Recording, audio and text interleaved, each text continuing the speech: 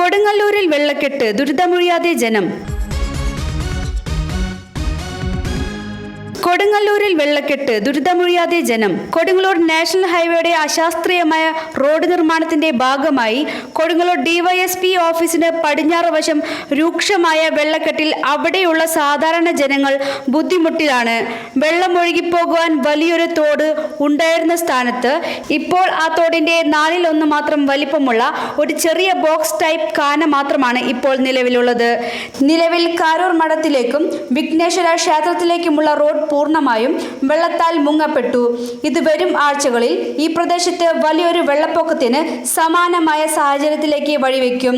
എത്രയും പെട്ടെന്ന് NHAI അധികാരികളും മുനിസിപ്പാലിറ്റിയും ഇതിൽ അടിയന്തരമായി ഇടപെടണമെന്നും യുദ്ധകാല അടിസ്ഥാനത്തിൽ വെള്ളക്കെട്ട് പരിഹരിക്കണമെന്നും കൊടുങ്ങല്ലൂർ മണ്ഡലം കോൺഗ്രസ് കമ്മിറ്റി ആവശ്യപ്പെട്ടു.